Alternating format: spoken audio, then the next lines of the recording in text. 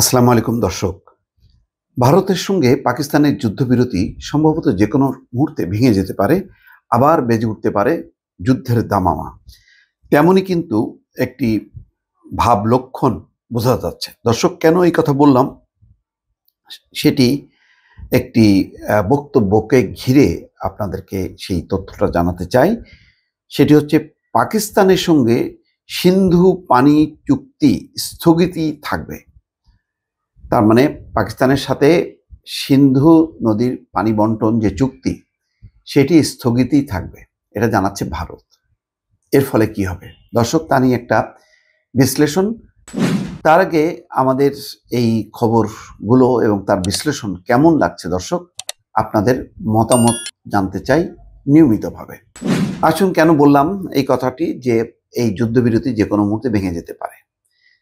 এখন চলছে বাকযুদ্ধ, একজন আরেকজনকে দোষারোপ করছে। সবচেয়ে গুরুত্বপূর্ণ ইস্যু ছিল পাকিস্তানের, সেটা হচ্ছে সিন্ধু নদীর পানি বন্টন চুক্তি, যেটি ওয়ার্ল্ড ব্যাংক করেছিল, ওয়ার্ল্ড ব্যাংকের মধ্যস্থতায় সম্পাদিত হয়েছিল।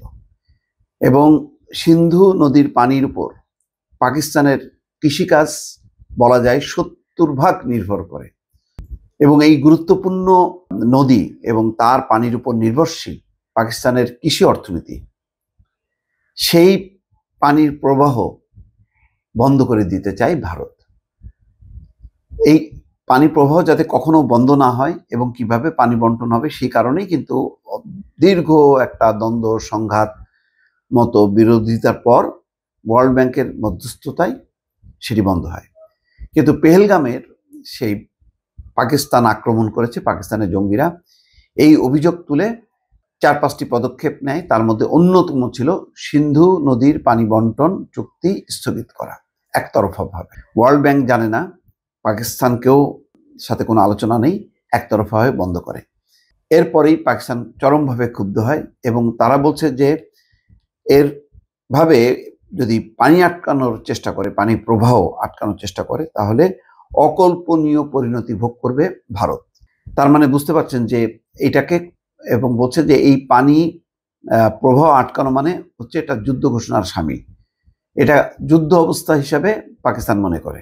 সেই জায়গায় ভারত এখন বলছে, তার জয়শঙ্কর পররাষ্ট্রমন্ত্রী, যে এটা স্থগিতই থাকবে। তাহলে এটা কি পাকিস্তান মেনে নেবে? না, মেনে নেবে না।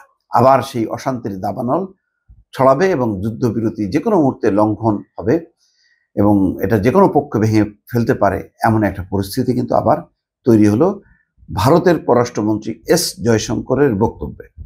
জয়শঙ্কর বলছেন, যতদিন পাকিস্তান সীমান্ত সন্ত্রাসবাদে মদদ দেওয়া বন্ধ না করবে ততদিন এই অবস্থার পরিবর্তন হবে না। বৃহস্পতিবার এক অনুষ্ঠানের ফাঁকে সাংবাদিকদের সঙ্গে কথা বলার সময় জয়শঙ্কর এই মন্তব্য করেন। তিনি বলেন, পাকিস্তানের সঙ্গে যে কোনো বিষয়ে কঠোরভাবে দ্বিপক্ষীয় ভিত্তিতে সমাধান করতে হবে, তৃতীয় কোনো দেশ হস্তক্ষেপ করতে পারবে না। অথচ ডোনাল্ড ট্রাম্প নিজে বলেছেন যে তিনি মধ্যস্থতা করতে চান, কিন্তু ভারত কখনোই তৃতীয় পক্ষকে এখানে যুক্ত করতে চায় না।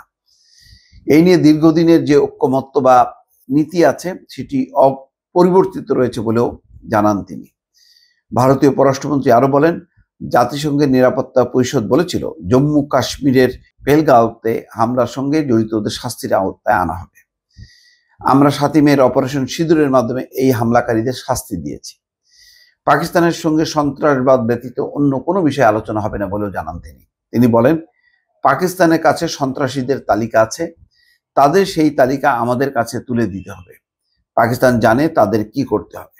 অপরদিকে কাশ্মীর ইস্যু নিয়ে তিনি দাবি করেন, পুরো কাশ্মীর ভারতের ভূখণ্ড, যার একটি অংশ পাকিস্তান দখল করে রেখেছে।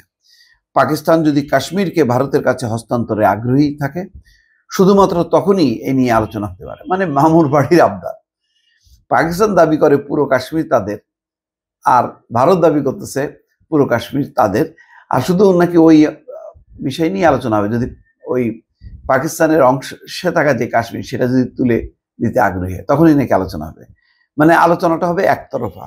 মানে পাকিস্তান অপরাধী, তাদের মানে সন্ত্রাসীদের তালিকা তুলে দিতে হবে, তারপরে পাকিস্তানের অংশে যেই কাশ্মীর আছে সেই কাশ্মীর ভূখণ্ড তাদেরকে তুলে দিতে হবে। মানে মামুর বাড়ির আবদার। এই মামুর বাড়ির আবদার পাকিস্তান কি কারণে রক্ষা করবে? পাকিস্তান কি এত দুর্বল হয়ে গেল? দুর্বলই যদি হতো তাহলে যখন যুদ্ধ শুরু করলো তখন থামাই দেওয়া হলো কেন? তারা বলতো যে না, কিসের যুদ্ধবিরতি, আমরা কারো অনুরোধ করবো না, আমরা পাল্টা জবাব দেব। চালাইলো না কেন? বন্ধ করলো কেন? ভারতকে কে বন্ধ করতে বাধ্য করলো? কে?